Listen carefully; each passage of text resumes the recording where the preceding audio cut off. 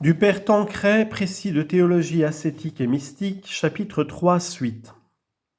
La solution. Quelques auteurs en ont conclu que la vie chrétienne consiste dans l'observation des préceptes et la perfection dans les conseils. C'est là une vue un peu simpliste et qui, mal comprise, aboutirait à des conséquences funestes. En réalité, la perfection exige tout d'abord l'accomplissement des préceptes et secondairement l'observation d'un certain nombre de conseils. C'est bien là l'enseignement de saint Thomas. Après avoir prouvé que la perfection n'est autre chose que l'amour de Dieu et du prochain, il conclut qu'en pratique elle consiste essentiellement dans les préceptes, dont le principal est celui de la charité, et secondairement dans les conseils qui eux aussi se rapportent tous à la charité, puisqu'ils écartent les obstacles qui s'opposent à son exercice. Expliquons cette doctrine. La perfection exige tout d'abord et impérieusement l'accomplissement des préceptes, et il importe d'inculquer fortement cette notion à certaines personnes qui, par exemple, sous prétexte de dévotion, oublient leur devoir d'État, ou pour pratiquer l'aumône avec plus d'éclat, retardent indéfiniment le paiement de leurs dettes, en un mot, à toutes celles qui négligent tel ou tel précepte du décalogue en visant à une plus haute perfection. Or, il est évident que la violation d'un précepte grave comme celui de payer ses dettes détruit en nous la charité, et que le prétexte de faire l'aumône ne peut justifier cette infraction à la loi naturelle. De même, la violation volontaire d'un précepte en matière légère est un péché véniel qui, sans détruire la charité, en gêne plus ou moins l'exercice et surtout offense Dieu et diminue notre intimité avec lui. C'est vrai surtout du péché véniel délibéré et fréquent qui crée en nous des attaches et nous empêche de prendre notre essor vers la perfection. Il faut donc avant tout, pour être parfait, observer les préceptes. Mais il faut y joindre l'observation des conseils de quelques-uns du moins, de ceux en particulier que nous impose l'accomplissement de nos devoirs d'État. Ainsi, les religieux s'étant engagés par vœu à pratiquer les 3 grands conseils évangéliques de pauvreté, de chasteté et d'obéissance, ne peuvent pas évidemment se sanctifier sans être fidèles à leurs vœux. Du reste, cette pratique facilite singulièrement l'amour de Dieu en détachant l'âme des principaux obstacles qui s'opposent à la divine charité, la pauvreté, en les arrachant à l'amour désordonné des richesses, favorise l'élan du cœur vers Dieu et les biens du ciel. La chasteté, en les soustrayant au plaisir de la chair, même à ceux qu'autorise le saint état du mariage, leur permet d'aimer Dieu sans partage. L'obéissance, en combattant l'orgueil et l'esprit d'indépendance, soumet leur volonté à celle de Dieu, et cette obéissance n'est au fond qu'un acte d'amour. Quant à ceux qui n'ont pas fait de vœux, ils doivent, pour être parfaits, en pratiquer l'esprit, chacun selon sa condition, les inspirations de la grâce et les conseils d'un sage directeur.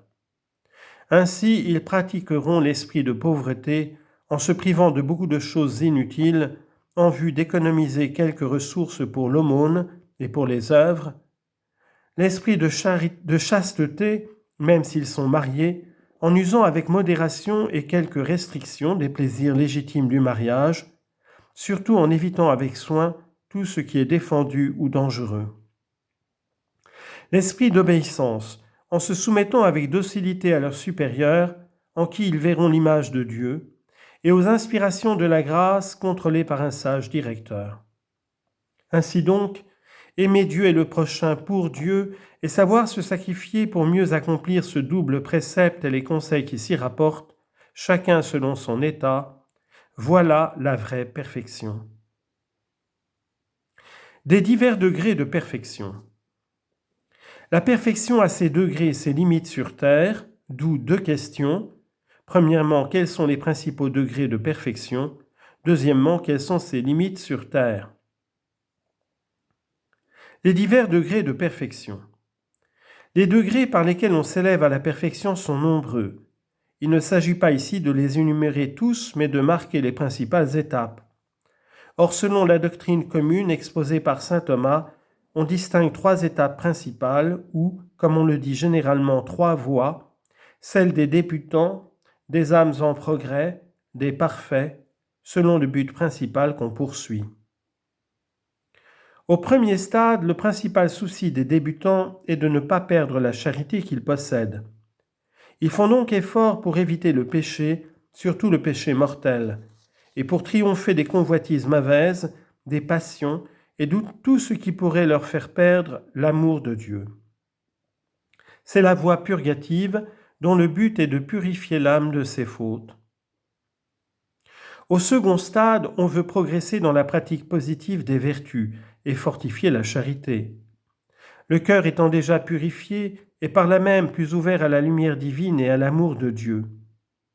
On aime à suivre Jésus et à imiter ses vertus, et parce que, en le suivant, on marche à la lumière, cette voie s'appelle illuminative. On s'applique à éviter non seulement le péché mortel, mais encore le péché véniel. Au troisième stade, les parfaits n'ont plus qu'un souci, adhérer à Dieu et prendre en lui leurs délices. Cherchant constamment à s'unir à Dieu, ils sont dans la voie unitive. Le péché leur fait horreur parce qu'ils craignent de déplaire à Dieu et de l'offenser. Les vertus les attirent, surtout les vertus théologales, parce que ce sont des moyens de s'unir à Dieu. Aussi la terre leur paraît un exil, et comme saint Paul, ils désirent mourir pour rejoindre le Christ. Ce ne sont là que de brèves indications que nous reprendrons et développerons plus tard dans la seconde partie de ce précis, où nous suivrons une âme depuis la première étape, la purification de l'âme, jusqu'à l'union transformante qui la prépare à la vision béatifique. Des limites de la perfection sur terre. Quand on lit la vie des saints et surtout des grands contemplatifs, on est surpris de voir à quelle hauteur sublime peut s'élever une âme généreuse qui ne refuse rien à Dieu. Cependant, il y a des limites à notre perfection sur terre qu'il ne faut pas vouloir dépasser sous peine de retomber dans un degré inférieur ou même dans le péché. Il est certain qu'on ne peut aimer Dieu autant qu'il est aimable. Il est en effet infiniment aimable et notre cœur étant fini ne peut jamais l'aimer, même au ciel, que d'un amour limité. On peut donc toujours s'efforcer de l'aimer davantage. Et selon saint Bernard, la mesure d'aimer Dieu est de l'aimer sans mesure. Mais n'oublions pas que l'amour véritable consiste moins en pieux sentiments qu'en actes de la volonté et que le meilleur moyen d'aimer Dieu, c'est de conformer notre volonté à la sienne, comme nous l'expliquerons plus loin, en traitant de la conformité à la volonté divine. Sur terre, on ne peut aimer Dieu sans interruption ni défaillance. On peut sans doute, avec des grâces de choix qui ne sont pas refusées aux âmes de bonne volonté, éviter tout péché véniel de propos délibérés, mais non pas toute faute de fragilité. On n'est jamais impeccable, ainsi que l'Église l'a proclamé en plusieurs circonstances. Au Moyen Âge, les Bégards avaient prétendu que l'homme en la vie présente est capable d'acquérir un tel degré de perfection qu'il devienne tout à fait impeccable et ne puisse plus croître en grâce. Ils en concluaient que celui qui a atteint ce degré de perfection ne doit ni jeûner ni prier, parce que dans cet état, la sensualité est tellement assujettie à l'esprit et à la raison qu'il peut accorder à son corps tout ce qu'il lui plaît. Il n'est plus obligé d'observer les préceptes de l'Église, ni d'obéir aux hommes, ni même d'exercer les actes des vertus, ce qui est le propre de l'homme imparfait. Ce sont là des doctrines dangereuses qui, en fait, aboutissent à l'immoralité. Quand on se croit impeccable et qu'on ne s'exerce plus aux vertus, on est bientôt la proie des plus viles passions. C'est ce qui arriva aux Bégards. Aussi le concile œcuménique de Vienne les condamna avec raison en 1311. Au XVIIe siècle, Molinos renouvelle cette erreur, enseignant que, par la contemplation acquise, on arrive à un tel degré de perfection qu'on ne commet plus de péché, ni mortel, ni véniel. Mais il montra trop bien par son exemple qu'avec des maximes qui semblent si élevées, on n'est que trop exposé à tomber dans des désordres scandaleux. Il fut justement condamné par Innocent XI le 19 novembre 1687, et quand on lit les propositions qu'il avait osé soutenir, on est effrayé des conséquences effroyables auxquelles conduit cette prétention à l'impeccabilité. Soyons donc plus modestes et ne songeons qu'à nous corriger des fautes de propos délibérés et à diminuer le nombre des fautes de fragilité.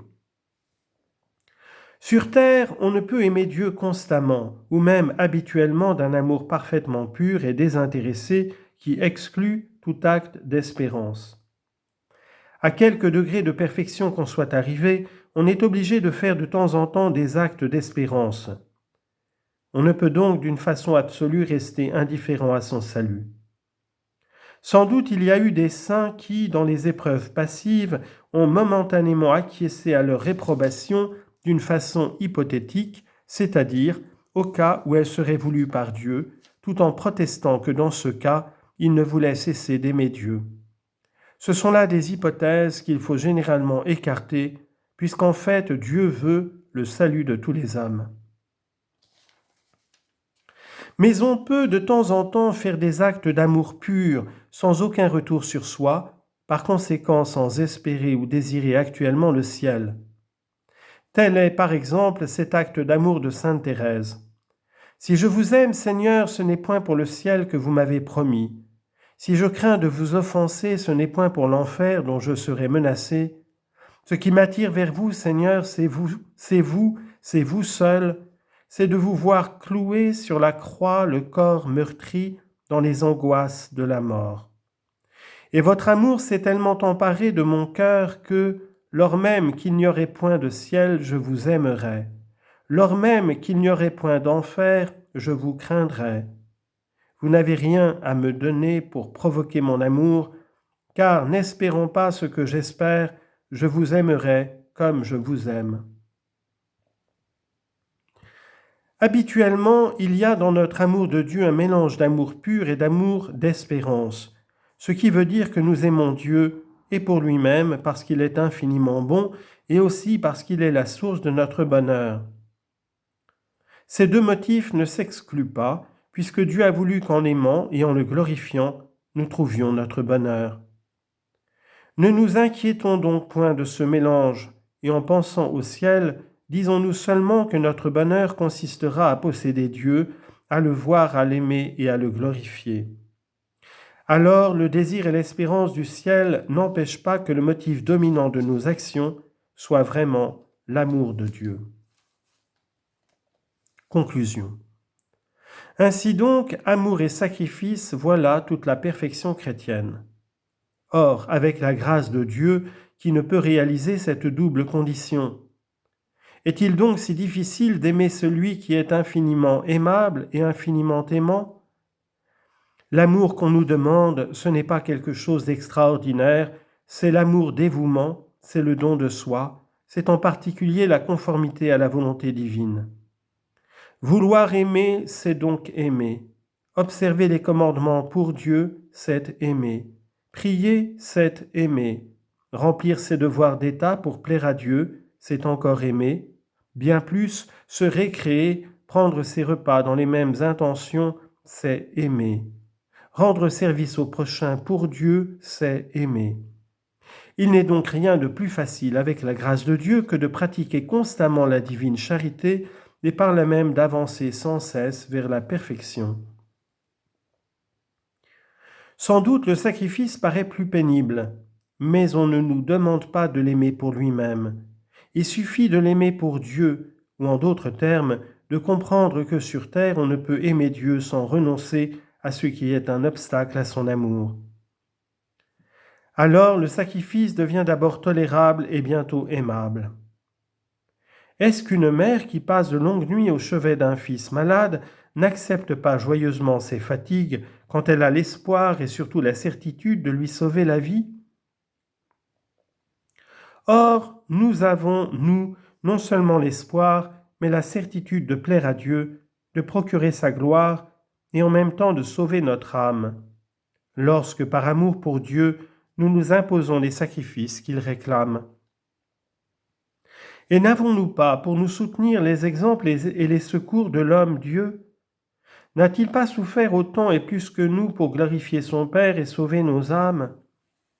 Et nous, ses disciples, incorporés à lui par le baptême, nourris de son corps et de son sang, hésiterions-nous à souffrir en union avec lui par amour pour lui et dans les mêmes intentions que lui?